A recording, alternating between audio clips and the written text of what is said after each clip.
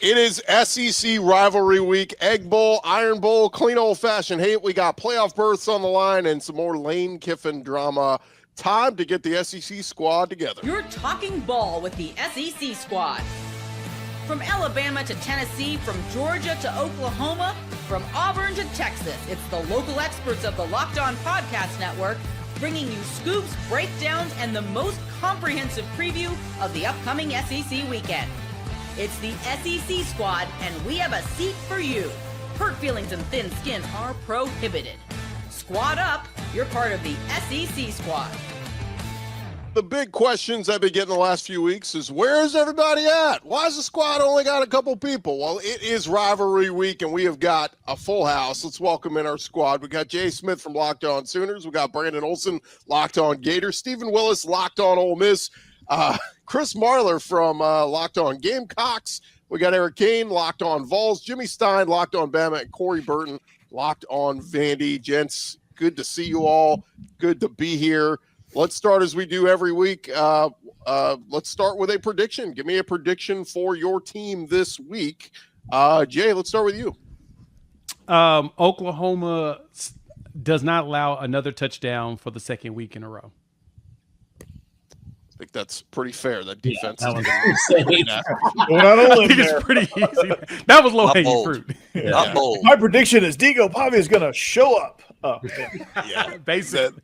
The LSU offense, I don't know. I don't even know how this is possible. It keeps getting worse, so I don't know how it gets worse. But yeah, I can't relate to that one at all, for sure. Definitely can't relate to that. Hey, Eric, remember last week when I was like, Tennessee hasn't held an SEC opponent to under 30 points. And then we got 11, so there's that. I mean, that just goes to show you how bad Florida's offense is. I mean, just I know. Just imagine when we get Lane Kiffin on Saturday. It's going to fix everything. Yep. Let me also remind everybody, today's episode brought to you by FanDuel. Right now, new customers can bet just $5. If your bet wins, you'll get $300 in bonus bets to use across the app. Download the app today. Brandon, you guys are playing a rivalry game at FSU. They're locked in. Mike Norvell's coming back. First off, so happy about that. Good job. So happy. I've never been happier about coaching news. And look, I like Mike, but you're not cut out for this big dog, but I'm glad you're here. I really appreciate that one. This is going to be one of the ugliest football games anyone has ever seen. And I think of the 8 of us up here, only one of us is actually going to watch it. And I'm very jealous of the 7 of you that don't have to watch it. Is it the Sicko Bowl round? Oh, my goodness. I mean, I love that last week all the Florida fans were like, no one packs the house 90,000 plus to watch Florida football. And it was like, it's 31-0 within 12 seconds. Yep. Yeah. Hey, they stayed. They stayed until we won't back down, and then they left, and it was a good show, man. I mean, they were getting beat 31-3.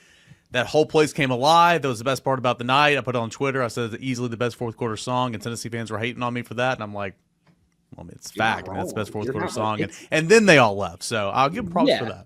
They even on the broadcast, they were like, "Oh, yep," and there everybody goes. Once it played, they were like, "Oh, there everybody goes." I mean, it's if you ever get the chance to experience that in person, it's incredible. Yeah. I'm hoping this coming season, next year, we come to Florida. So Oklahoma, hopefully we get a chance to experience that at night. That would be fun. I think that's one of the games I'm heading to. So Brandon, give me a prediction for your game. Yeah, you've been talking for 5 minutes. Dude. Oh, no, my prediction wasn't for the game. We're hiring Lane Kiffin on Saturday. That's my prediction. That's it. Okay. All right. That's all I have to say. That's it. What time's the game? We're riding the Lane train here. Is it well, then I will go to Stephen Willis next. Stephen, prediction for your team. We get to talk about football Friday, and that would be awesome to talk about an Egg Bowl when you have potentially the greatest regular season that Ole Miss football has ever had. Nobody is talking about this football game and what can happen. And that is an absolute shame because of all this other noise that is going on. I think we're going to talk about football, and at the end of the day, there's going to be a little bit of happiness for everybody in that game for potentially a home playoff game. Okay. I gotcha. I mean, look, the good thing is they're the first game out of the gates by Friday afternoon, Ole Miss's the regular season's done, and then we'll see what happens next. That's always been my favorite part about the Egg Bowl is it used to be Thanksgiving night, and it was just out of the way, and you could just watch Rivalry Week, everything after that. That is amazing. Why do we not do that on Thanksgiving anymore? Like who got to clear room for Navy versus Memphis. Got to clear the deck for Navy Memphis, and everybody else has to do their games. Yeah. And the NFL has kind of taken over into the night games on Thanksgiving. It used to be we only had 2 day games in the NFL, but they get the night game now and take full ownership. Marler, man, South Carolina, Clemson, the record stinks for Carolina, but still might mean something to knock off Clemson. I mean, yeah, you can't really ruin their season more than they've already ruined it themselves. So finishing 5-7, listen, I think it's a crap season, but you also have a lot to look forward to in the offseason if you can win 3 of the last 4. I think the big question for me is if the offense looks anywhere close to what it looked like for Coastal Carolina in one half against A&M, then does Mike Ferry get the nod for the OC position, or does Shane Beamer do what he should do and actually take a look at other coaches around the country? Yeah, that one will be it will be interesting. Eric Kane, a prediction for Tennessee, trying to play spoiler. Yep, Tennessee is going to rush for over 200 yards over the Commodores. That 105 rush defense, 5th in the SEC. I think that's a skewed stat. Tennessee's ran for 280 yards or more in 3 of the 4 matchups against the Commodores under Josh Heupel. I think Tennessee's going to run the football at home on Saturday and ruin any chances of Vanderbilt getting into the CFP. Corey Burton, I don't know why you and Jimmy switched boxes, but give me a prediction for I have no Vandy. control over that. He's trying to go over and punch me in the face. Yeah, there we go. Eric and I got to be next to each other. So, all right. I think Diego's going to go for over 300 again, and have a big night through the air, and that's going to lead to a lot of broken hearts at Neyland Stadium. So, yeah, there you go. It would be a monster win. Jimmy Stein, Iron Bowl. Got a prediction for Bama? Yeah, I think 2 things this game delivers. Not many upsets. People don't realize that. Whenever I hear a national guy say, well, when these 2 meet, throw out the record book, I know that national guy has no idea what he's talking about because the better team almost always wins this game. There are very few upsets in the history of the Iron Bowl. I don't think there'll be one Saturday, but I do think the Iron Bowl will deliver yet another classic fourth quarter. I think it's going to be tight. I think it's going to be some classic game with a name attached to it, whether it's the grave digger or the kick 6 type thing. I think it'll be classic, and I think it'll be close, but the better team almost always wins this game. Well, let's start there with the Iron Bowls. We're going to get into previewing some of these games. To me, I mean, this is the game of the weekend. If you could only pick one to watch, this would be the one for me because Florida FSU, man, that's all. you have Auburn playing with house money, like you got nothing to lose here, and you got Bama with everything to lose. If you win, you're going to Atlanta, chance at a playoff. If you lose, you're out. Marla, I saw you shaking your head. What do you think? I think Bama rolls them, dude. I think this entire idea. I love what Jimmy said, and I trust Jimmy more than I trust myself with most things, except for partnering with Luke on that podcast because that's a wild card for sure. I think the idea that we have said here, like everyone talks about the kick 6, everyone talks about 2019, these are all things that were like the craziest of anomalies that had to happen for Auburn to like eke out a win. We're allowed to say the A word. They got their ass beat by Kentucky. They got their ass beat by Oklahoma. They got their ass beat by Georgia. They got their ass beat by 3 other teams. Their biggest wins are close losses. Bama's a better team. I think the sky is falling from the Oklahoma game when they had Oklahoma beat them outright and deservingly so. But when you have 3 turnovers and a missed field goal and you have all those things, if they don't play like that, which I wouldn't expect them to, I think that they'll be fine. Oklahoma's the best defense in America. So I don't think that Auburn, I think as good as they are from a roster standpoint, I don't think that Alabama's going to go in there and turn the ball over 3 times. And whenever you have to rely on, well, it's really spooky here at night, guys. It gets really scary here when the lights go down. Then that just makes it hard for me to take it seriously. And I know what the history is, but over the last 5 years, the history has been beating Auburn. And I think they'll do it again. I think they'll do it by 14 points. Does anybody like Auburn? This is shaping up to be an all-timer. I mean, If I like Auburn because I have to, because Auburn needs to clear Alabama out of the way. I mean, it's just all it's just all blind hope. But so is Auburn. whether it actually happened, I don't think so. But I'm going to pick something with my heart right here, because if Auburn beats Alabama and Texas beats Texas A&M, a Manning and Derek Nix, the offensive coordinator that spent 20 years at Ole Miss, would be directly responsible for sending Ole Miss to Atlanta potentially. And Ole Miss doesn't want to go to Atlanta, but this would be the year that it would happen.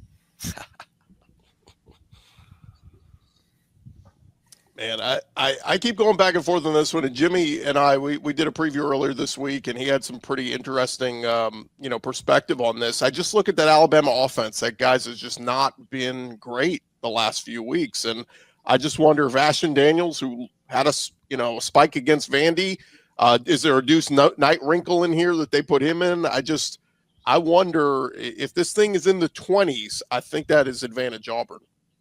Do you know who has the best defense in the SEC this year for yards per game? That'll be Alabama.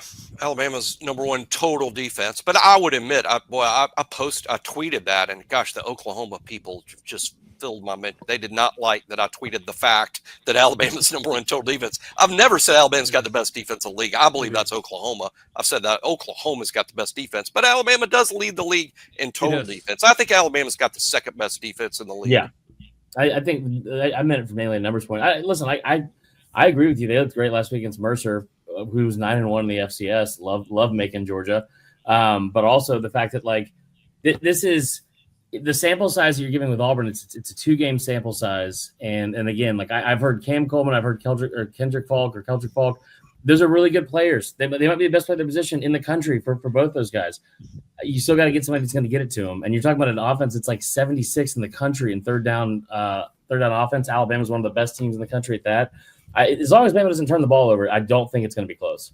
Yeah, I agree with that. And to even add to that, Bama being number one in the conference in passing yards allowed at 148 against a team that now just named Ashton Daniels as the quarterback again, flip-flopping it, which I understood why they played Deuce Knight against Mercer. You're still preserving Ashton Daniels' red shirt. So he plays this week. This is only game 4. He can come back next season if they actually want to do that, which would be probably smart. But at the same time, I don't know how he's going to fare against this Alabama defense. So, yeah, I'm leaning too heavily on Alabama just going ahead and dog-walking them this game. Let's do a moment of truth. Raise your hand if you're going to take Auburn in the upset at Jordan-Hare. We got one. Or you got to. I have to. I just have to. It's got to happen. It's got to happen. You need it. I don't think it will. It's got to happen. Inject it in your veins. Kane Womack, belt to ass. Simple as that. Take the job at Arkansas right afterwards. Yeah. Let me push it a step further. If Bama gets to the SEC championship game, plays A&M or Georgia, whoever, and they lose, should Bama be out of the playoff with a third loss, or do you look at it and say conference championship runner-up is in no matter what? Oh yeah, they're in. They should need to be to in. me. Yeah. It only makes sense if they're right now in the playoffs, they win, and then they play in the conference championship. That should not be a thing that knocks them out because they were already in the top 12, top 10 basically. So. Yeah, no, that to me should not be a thing that eliminates you. You're playing an extra game, and you're playing an extra game against the other best team in the conference, the toughest conference in the land. Exactly. So, yeah. You will have some Miamis and Notre Dames and those schools saying we're 10-2. We deserve to be in. Well, they're wrong. They're playing a conference championship then. Notre Dame will be in. Notre Dame is in no matter what.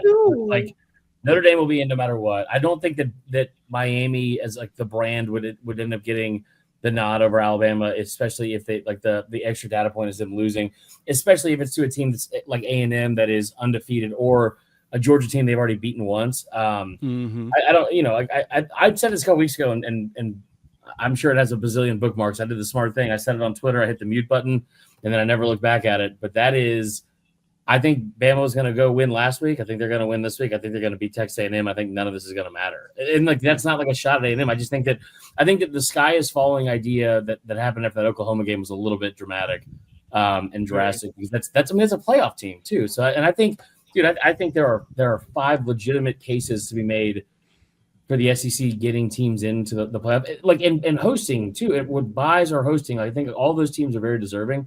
And dude, if Vandy goes 10-2, Like, I don't think there's a path for them to get in this weekend. With their only losses at Alabama and at Texas. If you'd have told me a 10-2 SEC team doesn't make it with 2 road losses to Alabama and Texas, that's insane to me, especially with a Heisman guy at quarterback. It's nuts. But at the same time, when you look at the field, like, well, who should be out?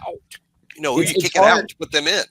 It's hard to sit here and it probably doesn't do like a lot of good to look back at last year and compare it, because there's 2 different years, and like you just said, like there's really good teams I think from each year. But I thought last year, I thought Ole Miss at 9-3 was like one of the most deserving teams, and would have been awesome to see in the playoff against like those types of games, and scheming up against those types of defenses. This year you look at it and like you can use the same argument, like, yeah, listen, they're 10-2 and they have, but like the argument against us, well, who's our best win? I don't know. Who's our quality losses? And that's not a great argument to have. But that's all we're doing for Notre Dame. Like, that's all we're doing for Notre Dame is that, like, well, they had 2 really close losses, and because that helmet's really gold and shiny, they're going to get in. Mm-hmm. Yeah. My hot take on that is that Vanderbilt has a really nice shiny gold helmet too. So. Yeah, agreed. They got to take the V off, dude. Very good point. My hot take on this though is that if Bama goes in, knocks off Texas A&M, and BYU knocks off Texas Tech, that Notre Dame gets slid out. Ooh. All right. Well, that's a scenario. We will see. Just remember, committee, that stupid committee up in Dallas, led by Hunter Yurachek, 6'7". That was unreal. Just remember, who have you beaten? They never ask that question. They always go to losses. Who have you beaten? Look at the resume. You have a good resume of wins. Ole Miss has been dropped after their Citadel game and their bye week, and they have 2 wins against teams in the playoff field right now, and their only losses to the number 4 team in the country, and they drop them every single time. Yeah. Well, Ole Miss should be ahead of Texas Tech and Oregon, in my opinion. I don't really have a dog in that fight, but Ole Miss should be ahead of both. The Texas Tech thing made sense. We talked about it in the group. I thought it made sense then because it's like FCS was a ranked team. But dude, like that, the Oregon thing is mind blowing because they have 1 win against a ranked team, and it happened this week. And they're like, no, dude, look at the metrics. And real quick, Gordy, I know you're trying to go to break, but I'm not going to let you. The idea that the FPI, we're going overtime. We talk about the FPI all the time. And it's like, oh my gosh, it's so stupid. Look at the FPI rankings. That's the same group of numbers that puts together strength of record, strength of schedule, and all the efficiency metrics for that the playoff committee is looking at. And we're like, no, that makes sense. You said Notre Dame's the 5th most efficient team in the country. I know what goes into that and what that means. That makes total sense to me. All right. Well, we will get into more of the games here on Rivalry Week. This is the SEC squad. More squad talking ball next. And another thing. First, I want to remind you guys, it is our friends at FanDuel. The NBA is rolling along. You've got action every night. Look, it's rivalry weekend. There are all those games up there at FanDuel.com right now. And look, even if you miss the start of a game, you could jump in. They got live bets. FanDuel's got everything on there. You can combine live bets. You can do same-game parlays. Look, I like to parlay some of these upsets. You like Auburn to win the Iron Bowl? Why don't you parlay that with, I don't know, take LSU to beat Oklahoma, or take Vandy to lose to Tennessee. Why are you just naming No. Don't do that. These might be take that. That's fine. These might be bets you like up at FanDuel.com. And right now, FanDuel is giving new customers $300 in bonus bets when your first $5 bet wins. So head to FanDuel.com, get signed up, play your game with FanDuel, and of course, they are the official sports betting partner of the NBA. Be like Brandon Olsen. Be like Corey Burton. Get in there and sign up at FanDuel.com today. All right, gents, as we roll back on here, the squad talking more ball. And, Steven, I'm going to go to your Egg Bowl. I mean, look, all the Lane Kiffin talk, we'll touch on that in a second, but give me a football perspective. How much does Mississippi State scare you? Jeff Lebby, they know if they win this game, they're going bowling. Yeah, the one thing that scares me is there's nothing more dangerous than a five-win Egg Bowl team going into that game. The weirdness happens more often than it doesn't, but Jeff Lebby and Mississippi State's going to try and exploit Ole Miss's secondary and try and make some explosive. As Ole Miss can keep that down, they're going to be all right because they're better on the offensive and defensive line than Mississippi State. And generally in the SEC, if you're better on the offensive and defensive lines, you're going to win the game more often than not. It's do you guys think there's any of the lost focus, right? All the distractions of Lane Kiffin, does Ole Miss come out not as focused and this is a close game? I mean, I honestly don't think so because, again, like you can't in this era, you can't ignore the outside noise. Like this is nothing new. Now I understand your head coach is literally everywhere, and everybody's talking about your head coach and this and that. But I mean, you see this stuff, you can't escape this stuff anyway. Also, like Steven, I saw some of the Ole Miss players tweet like, we live in such a weird drunk time, and it's awesome if you're not a part of it. But like you have these players like, oh no, fans, we're focused, we're ready to go. Like it's so bizarre, man. It's weird. Like I don't know, like. I don't think they're going to be bothered by it, but I did think those Twitter posts were just a little bit like weird. Like, of course you are. I mean, like you're a young person, you're playing football. It's a weird situation, obviously. A young person on social media. Yeah, one of the players left the quotation marks in the Chat GPT dash in that post as well. So yeah, I totally wrote this. Yeah, this is definitely 100%. From the players. We're right now, as we're recording this, guys, and this will be out Thursday afternoon, so maybe we have some clarity by then. Maybe we still don't, but what's the gut feeling on you guys and where Lane Kiffin is headed? I think he's staying. Me too. I don't know why. Steven, why? Again, I'm on the outside looking in. Like, why would you come out with your AD and say, yeah, we're going to let everybody know what the future plans are Saturday or like whatever, like only to be like, hey, I'm going to Florida or I'm going to LSU. Again, like maybe a decision's not made yet, but I think at this point, like if he stayed at Ole Miss, I would not be shocked whatsoever. The counterpoint is if you were going to stay, why say we're going to make the announcement after the Egg Bowl? Yeah, because he could have signed it immediately, and they would have went out and won by 40 points. Then we wouldn't have a conversation about they might be distracted by an announcement coming up. He's the ultimate troll. Love the attention. But listen, LSU has been supremely confident in this. Florida has been unreal confident in this. And today, the only thing that makes me even question whether or not he would say or not, as we record this on Tuesday, today was like a nuclear bomb went off on his public image. And so there's an extension on the table right now, right? Yes, he could sign it at any point. Any point he could sign it. Every other coach has signed their extension, right? He enjoys trolling, man. Yeah. Like I could totally still see him like going back after. He's just trolling for the he's just laughing hysterically. The problem with that is these guys think I believe him. He has alienated nearly everybody that surrounds Ole Miss, including the money people. And whenever you're coming back and you're thinking about coming back, you ideally would not alienate the money people whenever recruiting is a concern of yours and everything is about paying money for recruits. So that's the one reason I think this is not 4D chess that people like to talk about. But he is so whimsical and so emotional. Nobody can 100% this one way or another. You just can't. If anybody is absolutely certain this is going to happen, I don't believe that person. They lose credibility in this. Brandon, real quick, Florida fans think you're getting them, right? Yep.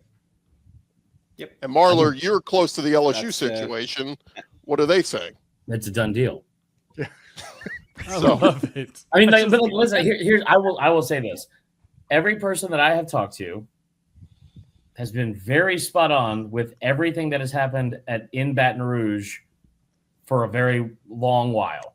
And maybe he doesn't. I think he's got an option for all three on the table. I think my biggest thing is if he stays, like I don't think the like rebuilding the bridge that he's like burned with the fans is a big deal because winning cures all anyway. Like that's not a big deal. I've seen a lot of stuff like on social media, which is like the furthest thing from the truth. It just so happens to be with this coach that's like where he lives constantly because he loves to kind of like stir things up. But I think that one of the things I saw from like an Ole Miss side, and it was like he's going to have to repair this relationship with the fans. No, he's not. Like his job is to go win football games.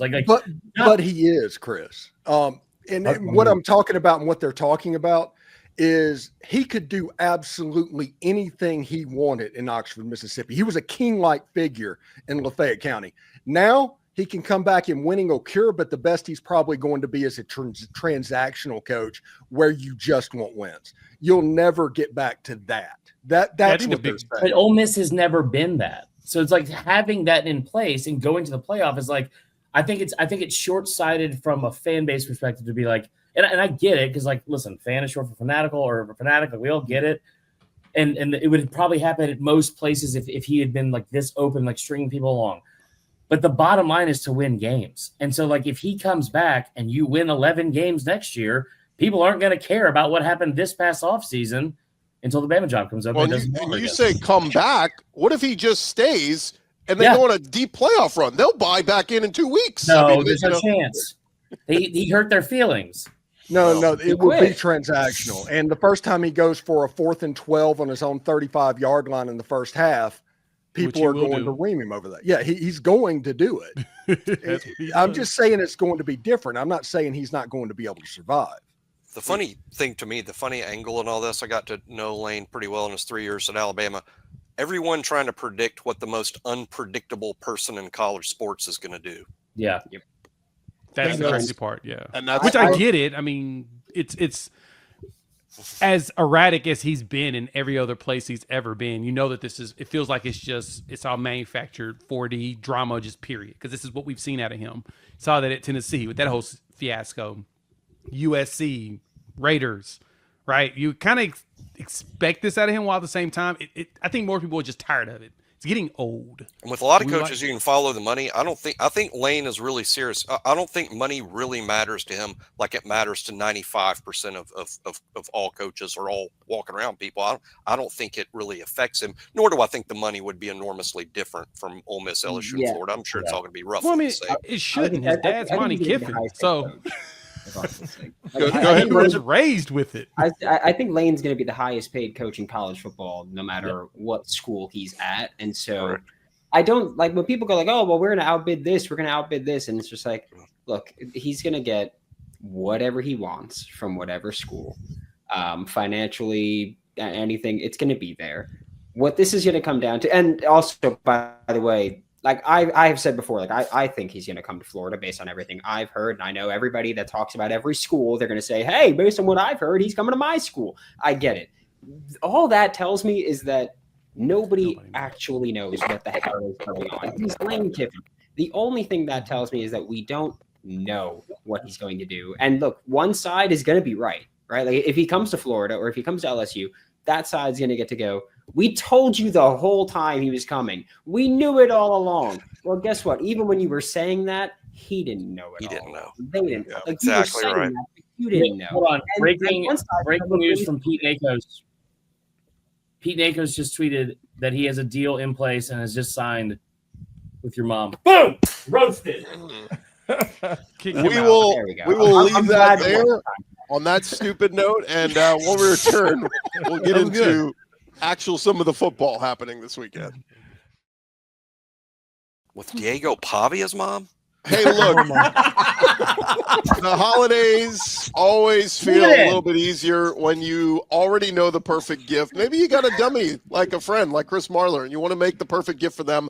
Omaha Steaks, they make it too simple. Whether you're treating yourself this season or sending something memorable to family and friends, Omaha Steaks delivers handcrafted perfection right to their door. And this week is the best time to jump in because their cyber sale is here and the deals are huge. Look, I'll be real with you guys. I got Omaha Steaks a couple years ago. I absolutely love them. They are great on the grill, easy to cook, flavor to perfection. I love Omaha Steaks. If anybody wants to be a good friend, you can shoot me some Omaha Steaks this holiday season. You can save big on unforgettable gifts with Omaha Steaks. Visit omahasteaks.com. Get 50% off site-wide and an extra 20% off select favorites during their cyber sale. And then also for an additional $35 off, use our promo code COLLEGE at checkout. That is omahasteaks.com, promo code COLLEGE. Terms apply. See their website for details. All right, gents, we got a few other games we want to get into, so let's get this train kind of back on the tracks here. Corey, some clean old-fashioned hate. You've got some ties to some folks at Georgia Tech. They're both ranked. Georgia's ranked. This game went 8 overtimes last year. Do we get another close nail-biting game? I don't know. Coming off that Pitt game for Georgia Tech was that was kind of a pitiful showing there, especially for Tech's defense. Georgia's, as Steve likes to say, a rolling ball of butcher knives at this moment. So I don't see that game going into an 8 overtime thriller, no matter what Buster wants to do. I think they're going to have an admirable day offensively, but I think in the end, Georgia is just going to wear them down and beat them in the second half. And we're going to look at this game going, what happened to Georgia Tech? So that's kind of my feel on that. Gunnar Stockton, I think, is going to have a big day for them. Frazier, Bowens as a running duo are going to have a really nice game along with Zachariah Branch. So everybody else feel good about Georgia? Go Jackets. Yeah, I think I don't Georgia want goes ahead and to. close this out. Like I really don't want to, but yeah. Yeah. It's just, I mean, I think the offense is going to put up good numbers, which for Georgia Tech, that's all I really care about is their offense. I don't care about their defense, but how bad would it look for the SEC if Tech put up something like they did last year? And like, because it doesn't matter for Georgia, like the haze in the barn for them getting to Atlanta or finishing the SEC with where they are in the division, but what do you call it, the standings? I don't think it'll matter that much because Buster has so much familiarity with that scheme because he was on that staff for 4 years. So I think you take that into consideration. You kind of expect it, right? It does feel weird to think that 11-1 Kirby Smart-led Georgia team could not play for an SEC championship. I mean, that's wild. That is wild. But so many teams, man. You can't lose head-to-head to Alabama, so you can't do it. If they drop the game against Georgia Tech, are they in danger of not even hosting? They're in danger of not making the playoffs. No, they'll make. No, I think they're in. They're in. They're seeding. They might have to travel, but that's about it. They could lose to Georgia Tech and get in the SEC championship game. That could happen. With a chance to have, I don't think it will. I do think that they drop them. I think they drop them a lot if they lose to Georgia Tech. That's the game they gotta win. But Georgia Tech might be a playoff team themselves. Let's get to the night game tomorrow night. The night game tomorrow night is the showdown, Lone Star Showdown, A&M versus Texas. Gosh, man, I mean, A&M, I keep saying they keep winning, and yet they still don't get the respect. And this week I've heard everybody and their brother is saying they think Arch Manning and Texas are going to beat them in Austin. And I'm like, A&M, if we keep doubting them, will they keep answering and keep winning? So where are you guys on this one? I mean, isn't Texas the greatest team ever created to ever happen to the SEC and the God's gift to college football in the South or whatever? I mean, it's kind of basically the way that everybody is glazing them. Though. they're glazing them that hard when it comes to that. I do think that A&M should get more respect for the fact that they actually went undefeated. Granted, everyone they played was on the right side of the top 16 in the SEC. So it's not like they actually had that much of a quote unquote gauntlet to deal with, but at the same time, they were Oklahoma able to did? Wait. Yeah, no, they did. Sure. Actually, yeah. But so that's like my thing is like they were able to still execute all the way through. That Vanderbilt game was big. That South Carolina comeback, which I can't believe that happened. Still can't believe Shane Beamer still has a job after that, but I digress. Let's talk about it. Why don't we respect them? I guess is my question. I think there's five SEC teams may make the college playoff with Vanderbilt unjustifiably on the outside looking in. Yeah, come on, committee. A&M has played none of them. Come on. A&M has played none of them. Jimmy, they haven't played an SEC opponent with a winning record this year. They have played their combined record in the conference play is 11-39. You talked about earlier how all these fans got real mad at factual numbers. I did this yesterday. I was like, hey, guys, this is kind of crazy. And people were like, you know what? Shut up. Your dad doesn't love you. And I was like, yeah, we know that. Okay, what do you want me to do about these rankings? Like 11-39? Dude, they have played 7 games and all 7 teams are in the bottom 8 standings. How's that possible? Texas is the best SEC team A&M will have played. Yes, they are. If Texas wins that game, how far does A&M fall? I don't know, but transitive property, Florida is better than Texas because Florida beat Texas and Texas A&M beat the crap transitive out of property. Florida. All right, Tennessee. Go ahead. There you go. But I'm just saying it's like I want to say like Texas A&M seem like pretenders, but I've also seen Texas and their offense get their asses handed to them by every team with a good pass rush. Texas A&M has a pretty good one. Good pass rush. So I think Texas A&M, like Cassius Howell, he's great. He was, I mean, the most disrespectful player I've ever seen against Florida. That's a compliment, by the way. Like I love that stuff. he might do way worse to Texas. And that should terrify Texas fans. He is a finalist, by the way, for the Lombardi Award, the Bednarik. I mean, for Cassius Howell, you're talking about a guy that really just the light bulb came on this year, and he's been a difference maker. I will say though, Michael Taff, DB for Texas, said this week, asked who would get his Heisman vote if he had one. He said Arch Manning. He thinks I Arch hate is the kid so much. He does drugs. Kids, but my God, it is that kid he's like a Texas fan somehow snuck into the body of a player, and it's like that's how he speaks about the team. And it's not like coach speak, like, well, no, I really want to pull for my guys. It's like, no, I'm delusional. I'm completely delusional, just like the fan base. God, we barely lost to Georgia. You lost by 25, dude. Well, as we Off the top rope. as we kind of conclude here, guys, let me just run through some of these real quick. Does everybody think Oklahoma wins this week? I mean, Vandy kind of needs them to get out of the way too. The Oklahoma win though. Yeah, it'll be a barn. It'll be burn. 3-0. There's no use. There's no use in hoping for LSU. There's just no use. This is not going to happen. It's foolish. My bad. It'll be 17-0, and we'll score 2 defensive touchdowns because really LSU's offense is Probably right. Yep. Kentucky, Louisville. Louisville keeps losing, and then their best receiver is going to be out. Mark Stoops at Kentucky. They got humbled last week, but this is a rivalry game. It's at Louisville. I think Kentucky gets their 6th win. What do you guys think? They do. Or their 7th. Like the. Oh no! I'm sorry. All right. They're gonna go 6-7 this year. No. somehow. I think they go bowling. I think they can get that win against. There we go. Louisville. I did see that. Did you kick him out? I did see Mark Stoops said earlier this week Cutter Boley is coming back next year, so that's already. Where did he go? To the transfer portal. Who's going to pay him? I'm curious to what school's going to actually pay him to leave. Get to know LinkedIn. Oh, Clemson, South Carolina. Anybody want to take? Are we taking Clemson or taking Carolina? Carolina, and all of you better agree. Yep. Yeah.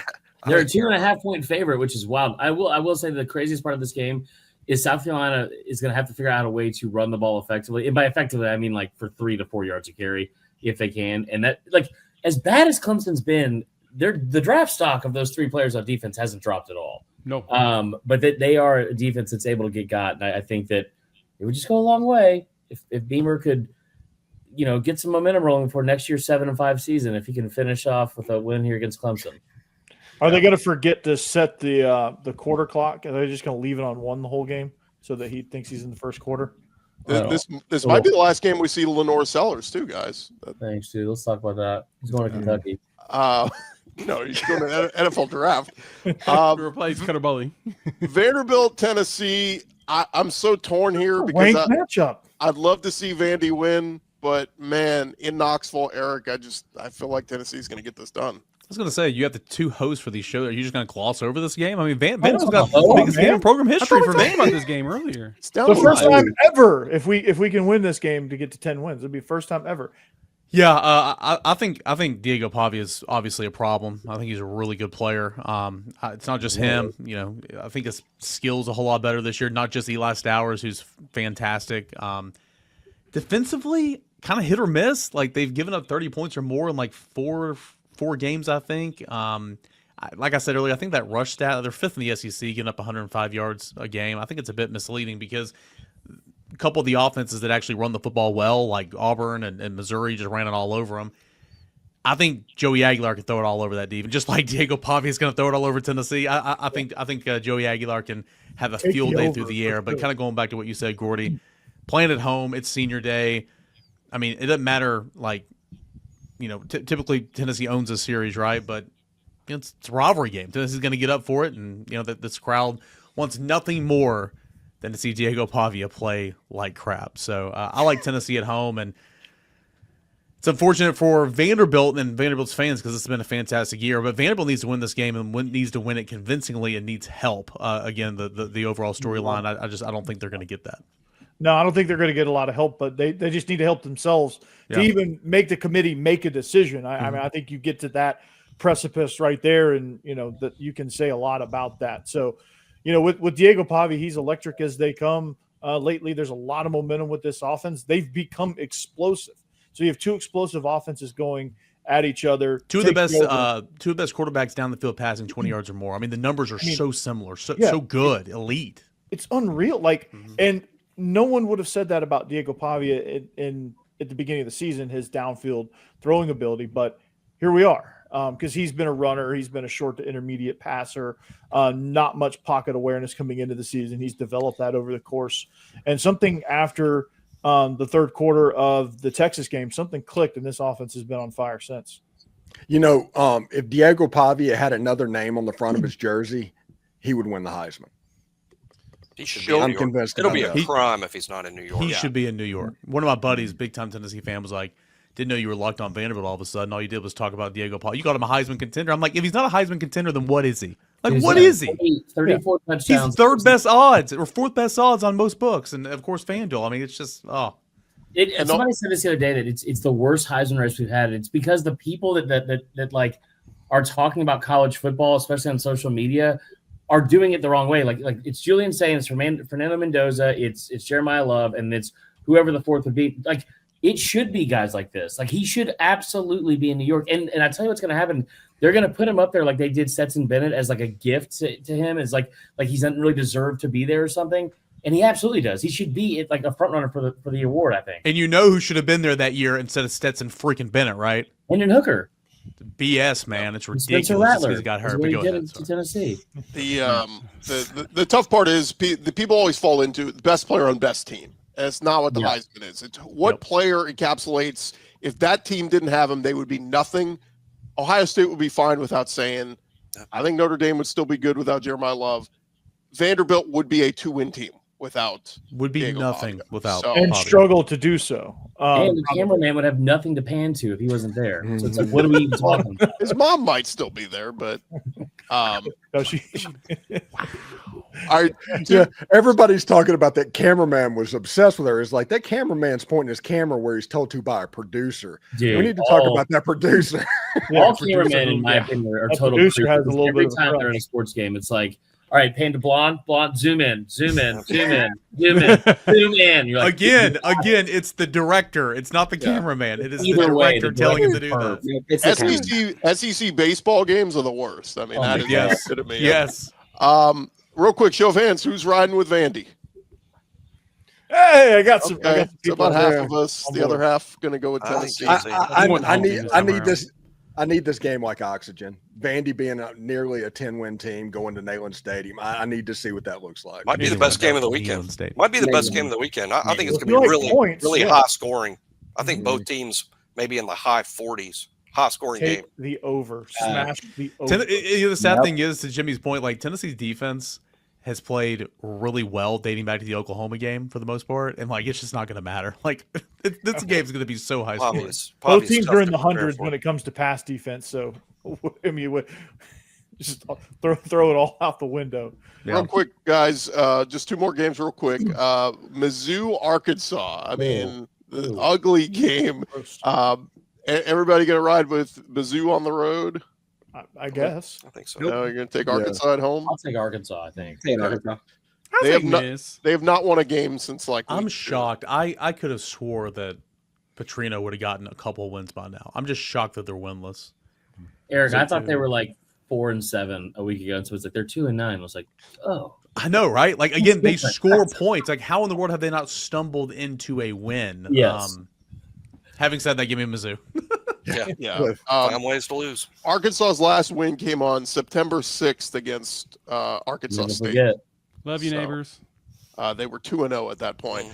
And the last one, Brandon, Florida against Florida State. A closer? I mean, Mike Norvell can get to a bowl game with a win. Are we riding with FSU here? Okay. Brandon is speechless. Yeah, I mean, because it's a stupid question. No, I'm not riding with Florida State. I love you, Gordy, but no, I'm going to pick He'll Florida. never ride with Florida State. I don't care how bad and how boring this offense is and how inept this offense is and how badly they need Rugiet to get something going. Goodness, it's bad. I refuse to pick Florida State here. It's just, I refuse to pick them. I refuse to bank on Mike Norvell, especially like the way he was such a little, not going to say it, after the game last year when he was like, don't plant that flag here. Stop somebody, win the game, do something. I don't care. I can't respect that. I don't respect that. I don't respect that conference or that fan base. And I hope the absolute worst for all of them forever. Thanks. Minus the Rugia drop there. Brandon gave me the same spill on our crossover last week. I just can't pick Tennessee. Won't pick Tennessee. Can't pick Georgia to win this game. Won't pick Georgia. Whoa. I picked Georgia. Okay, well, who was the other example then? You said somebody else. I was the closest one, you idiot. I picked Georgia. This isn't an I can't pick Florida. This is I can't trust Florida State either. Like I don't trust either of these teams. If I can't trust either of them, I'm taking mine that actually at least looks horrible, but plays people. You know. Yeah, so everybody else, we all with Florida State. Yeah, no, Florida State. Last question, and we need to put a straw poll here. We got 8 of us. Raise your hand if you think next week Lane Kiffin is the head coach at Ole Miss. Raise your hand. Well, I'm the only one. Okay, Eric and Jay. Okay, so we got 2. Can we add the little caveat of will he be coaching them or like will he have announced a job elsewhere? Okay, if it does end up he leaves. Next season, where is he coaching at Ole Miss? Alabama. So that we got 2. Alabama's actually been on my list of teams too, but we gotta wait. Raise your hand if you think next season Lane Kiffin is coaching at LSU. I'll go with him. Jimmy, Marler, and me. That's 3. Raise your hand if you think Lane Kiffin is coaching at Florida next year. Brandon, Steven, and Corey. So 3-3-2. Wow. This is what about North Texas? Give me Florida. Give me Alabama. I'll take Alabama as a wild card. He's going to throw the ball off and go Oregon State. Kalen DeBoer is very much employed still, so we shall see on that. Kalen DeBoer's about to go to Penn State. You can be a new lion. That is not happening. One writer in Pennsylvania said that. I was literally dropped my mic drop. All right, gents, that's going to do it for this edition of the Squad Show. Remember to follow and subscribe to your favorite SEC team. We'll be covering your favorite teams all throughout the offseason and postseason, and I'll have you covered with every day with Locked On SEC, part of the Locked On Podcast Network, now the #1 sports podcast network.